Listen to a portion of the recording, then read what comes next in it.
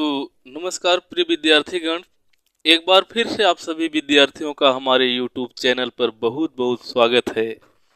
तो आज के वीडियो में हम पढ़ने वाले हैं UP board Hindi. Class 10th के लिए हिंदी पढ़ने वाले हैं, जो कि यूपी बोर्ड आपका एग्जाम फरवरी में है और आपका एग्जाम भी आ गया है। इस वीडियो में हम लोग वही देखेंगे जो एग्जाम में आने वाले हैं।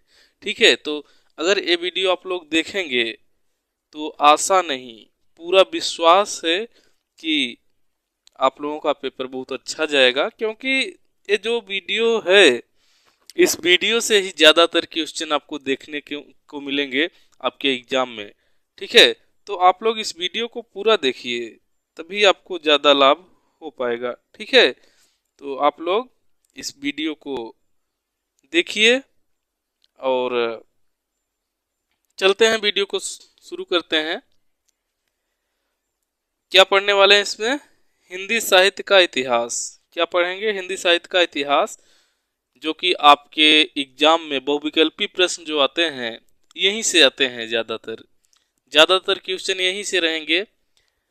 5 नंबर का गद्य साहित्य का इतिहास आता है, 5 नंबर का पद्य साहित्य का इतिहास आता है। इसके बाद लगभग 10 नंबर का आ जाएगा व्याकरण मिला करके सभी। तो चलिए देखते हैं क्या आएगा एग्जाम में। शुरू करते हैं हम अपना प्रश्न उत्तर है हमारा, शुरू करते हैं, देखते हैं क्या आपके एग्जाम में आएगा। तो चलिए पहला प्रश्न देख लेते हैं। पहला प्रश्न है, आदिकाल की समय सीमा क्या है? यानी आदिकाल कब से कब तक माना जाता है? तो बहुत ही महत्वपूर्ण प्रश्न है। शुरू करते हैं यहाँ से, और बहुत आसान भी है। आप अगर पढ़े होंगे हिंदी साहित्य का इतिहास, आचार्य रामचंद्र शुक्ल ने हिंदी साहित्य को 4 मुख्य भागों में बांटा है, जो कि पहला है आदिकाल, दूसरा है भक्तिकाल, तीसरा रीतिकाल, चौथा आधुनिक काल। और आदिकाल को वीरगाथा काल भी कहे हैं, और भक्तिकाल को पूर्व मध्यकाल कहे हैं, और रीतिकाल को उत्तर मध्यकाल नाम दिए हैं, आधुनिक काल को गद्य काल भी कहे हैं आचार्य रामचंद्र शुक्ल ने।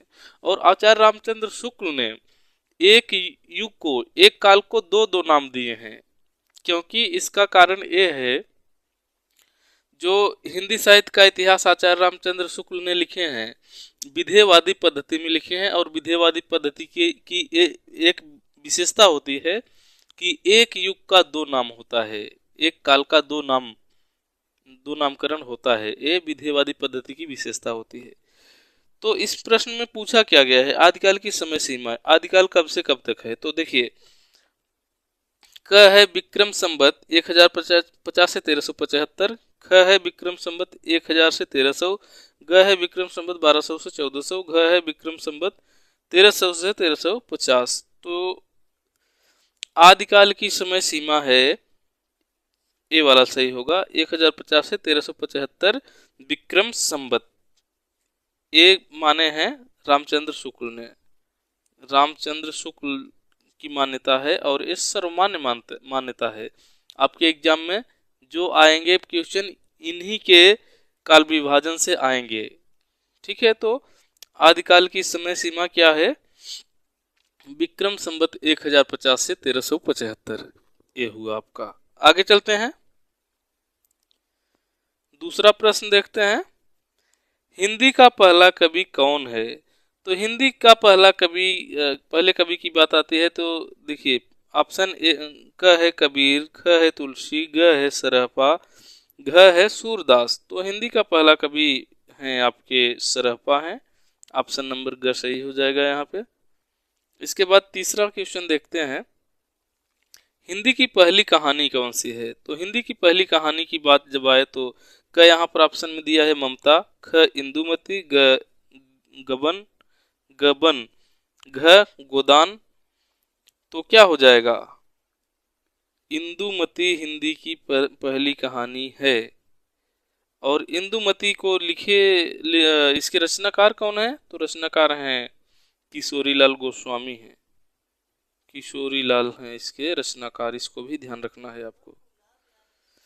इसके बाद चौथा प्रश्न देखते हैं। चौथा प्रश्न में है भक्ति काल कब से कब तक माना जाता है। तो भक्ति काल कब से कब तक माना जाता है देख लेते हैं। तो क है ऑप्शन विक्रम संवत 1900 से अब तक, ख है ऑप्शन विक्रम संवत 1700 से 1900, ग ऑप्शन है 1375 से 1700, घ ऑप्शन है 1050 से 1375। तो इसमें क्या हो जाएगा, भक्ति काल है आपका 1375 से 1700 विक्रम संवत, ए वाला ऑप्शन आपका सही हो जाएगा। इसके बाद पांचवा प्रश्न देखते हैं, किस युग को स्वर्ण काल कहा गया। तो स्वर्ण काल किस युग को कहा गया है। स्वर्ण काल आदि, देखिए पहला ऑप्शन है आदिकाल, यहाँ मिस्टेक प्रिंटिंग मिस्टेक थोड़ा सा है, यहाँ आदिकाल रहना चाहिए, आदिकाल रहना चाहिए, आदिकाल, तो प्रिंटिंग में मिस्टेक है थोड़ा सा, तो इसको आदिकाल समझिए।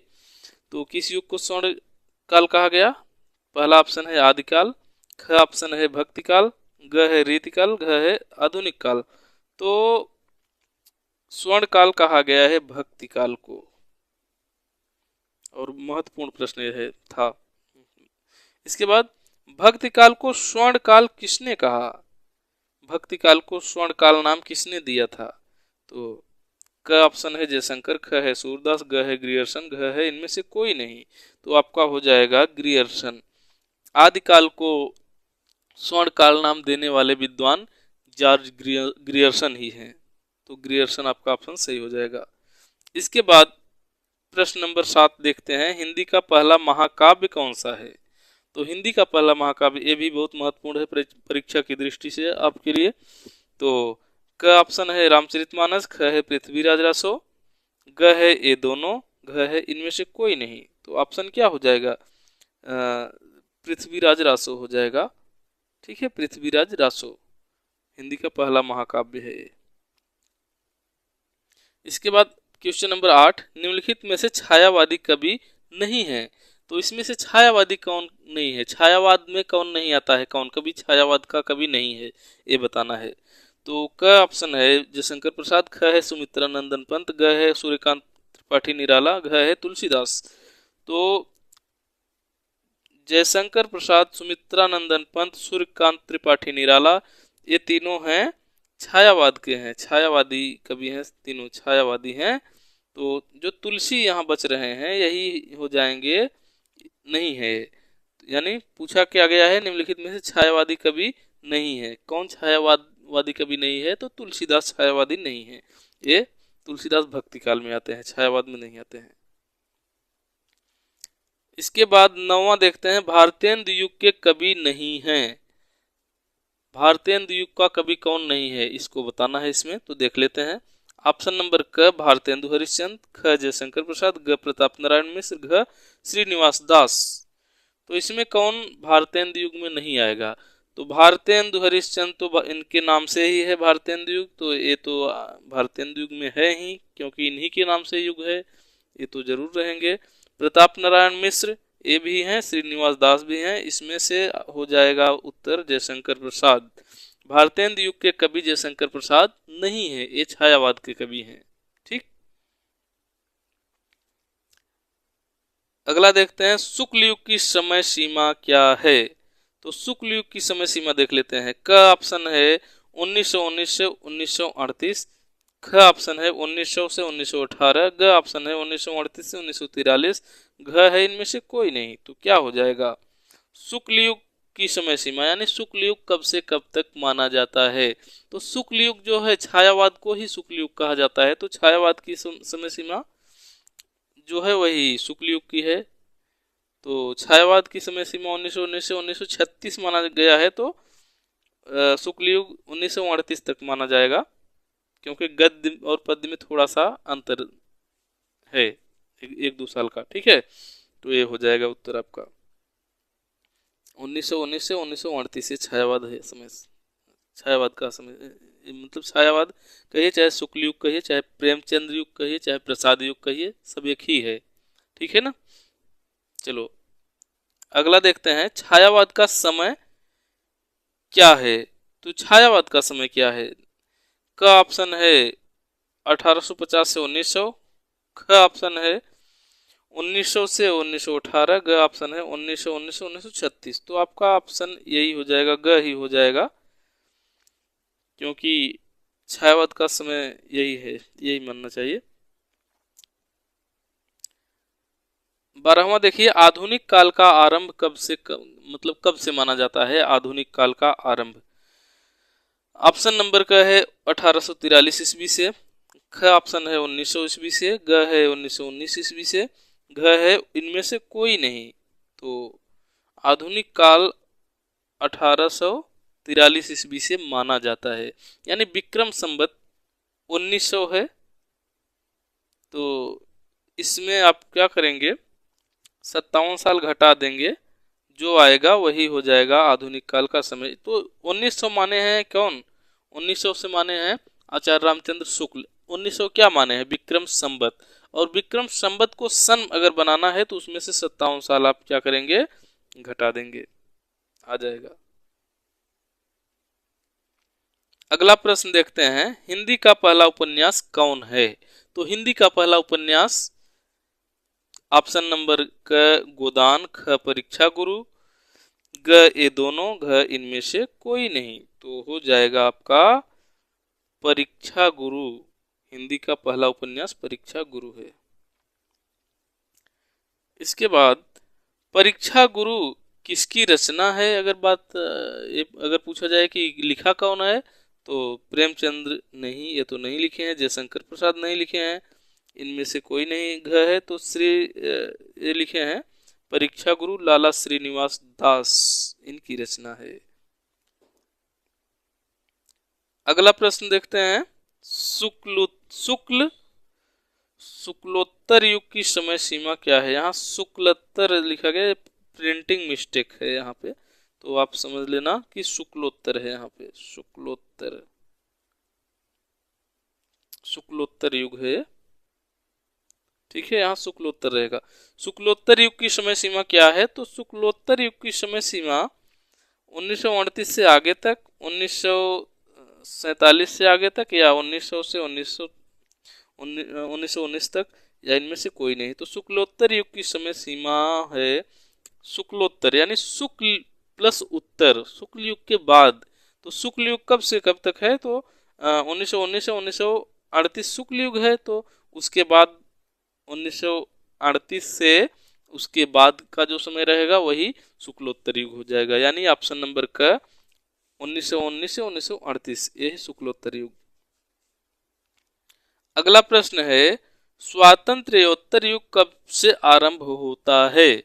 तो स्वातंत्र्योत्तर युग कब से आरंभ होता है, देखिए ऑप्शन नंबर का दिया है 1947 ईस्वी से, ख दिया है 1900 ईस्वी से, ग दिया है 1936 से, घ दिया है 1950 से। तो स्वातंत्र्योत्तर यानी स्वतंत्र प्लस उत्तर, स्वतंत्रता के उत्तर, स्वतंत्रता के बाद, स्वतंत्रता कब मिली, 1947। तो 1947 ईस्वी से स्वातंत्र्योत्तर युग माना जाता है। तो 1947 हो जाएगा आपका ऑप्शन नंबर। इसके बाद ये 517 नहीं है, ये सिर्फ 17 ही है, ठीक है, प्रिंटिंग मिस्टेक है। तो इसमें क्या दिया है, निम्नलिखित में से सूरदास की रचना नहीं है। कहने का मतलब कौन सी रचना सूरदास की इसमें से नहीं है। तो देखिए, क है सूरसागर, ख है सुरसरावली, ग है साहित्य लहरी, घ है कवितावली। तो इसमें से कवितावली सूरदास की रचना नहीं है, और ये ऊपर की तीनों रचनाएं सूरदास की हैं। कवितावली जो है तुलसीदास की रचना है। ठीक, आगे चलते हैं। रामचरितमानस में कितने कांड हैं। तो रामचरितमानस में देखिए 2 कांड नहीं, 7, 5, 4। तो देखिए रामचरितमानस में 7 कांड हैं, ठीक है, 7 कांड हैं, जो कि इस पहला है बालकांड है, पहला बालकांड है, उसके बाद शुरू होता है 7 कांड क्रम से रहेंगे। ठीक,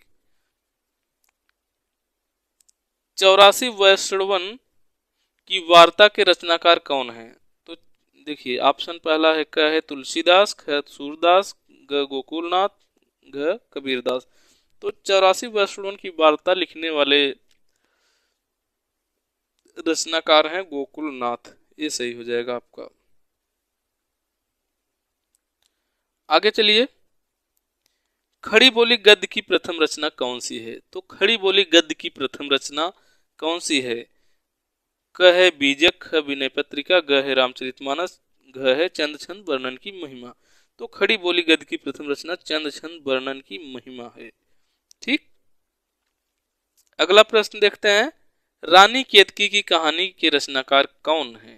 रानी केतकी की कहानी कौन लिखा है? तो क है इंसाअल्लाह खान, ख है कबीरदास, ग है सूरदास, घ है लल्लू लाल। तो कौन है बताइए आप लोग। तो इंसाअल्लाह खान हो जाएंगे इसके रचनाकार। इसके बाद चंद छंद वर्णन की महिमा किसकी रचना है?